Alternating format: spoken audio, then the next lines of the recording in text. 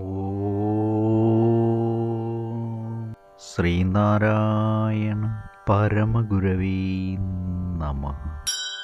സുപ്രഭാതം.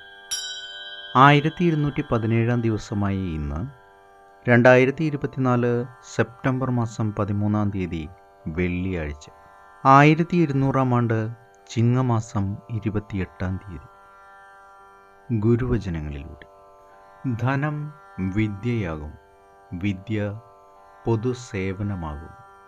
ശ്രീനാരായണ ഗുരുദേവൻ. ശ്രീ മങ്ങാട് ബാലചന്ദ്രൻ തയ്യാറാക്കിയ ശ്രീനാരായണ ഗുരുവിൻ്റെ 366 മഹത്തായ ചിന്തകൾ എന്ന പുസ്തകത്തിൽ ധനം വിദ്യയാകും, വിദ്യ സേവനമാകും എന്ന് വിവരിക്കുന്ന ഭാഗമാണ് ഇന്ന് അവതരിപ്പിക്കുന്നത്.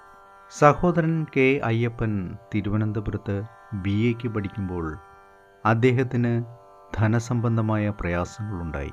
വിവരമറിഞ്ഞ് ഗുരുദേവൻ അയ്യപ്പൻ എഴുതിയ കത്തിൽ നിന്നാണ് മേൽ വിവരിച്ച ഗുരുവചനം. കെട്ടിക്കിടക്കുന്ന ജലവും ഒഴുക്കുള്ള ജലവും തമ്മിൽ കാര്യമായ വ്യത്യാസമുണ്ട്.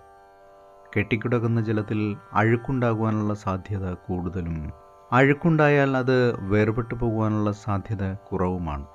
എന്നാൽ ഒഴുക്കുള്ള ജലത്തിൽ അഴുക്കുണ്ടാകുവാനുള്ള സാധ്യത കുറവും അഴുക്കുണ്ടായാൽ തന്നെ അത് ശുദ്ധമായി തീരുവാനുള്ള സാധ്യത കൂടുതലുമാണ്.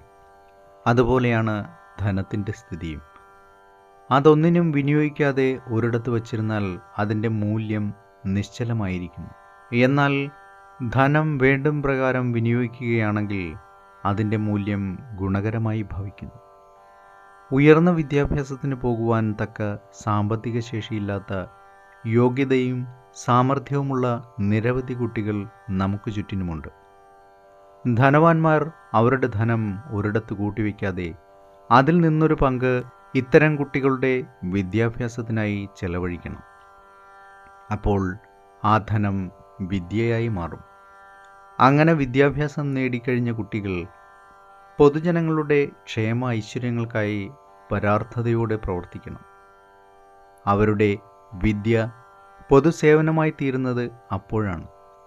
ഈ വിധം ധനം വിദ്യയായും വിദ്യ പൊതുസേവനമായി മാറുന്ന സ്ഥിതിയുണ്ടാകുമ്പോഴാണ് മനുഷ്യനും സമൂഹവും മേൽക്കുമേൽ അഭിവൃദ്ധിയെ പ്രാപിക്കുന്നത്. ഇങ്ങനെ അഭിവൃദ്ധിപ്പെടലിന് നിമിത്തമായി തീരുന്നതിലൂടെ ധനവാന്മാർ സുകൃതികളായി അമരത്വം കൈവരിക്കുന്നു. ഏവർക്കും നന്മ നിറഞ്ഞ ഒരു സുദിനം ആശംസിച്ചുകൊണ്ട് നിർത്തുന്നു. നന്ദി, നമസ്കാരം. ഗുരുധർമ്മം ജയിക്കട്ടെ. ശബ്ദം നൽകിയത് സുജീഷ് മഹേശ്വരി.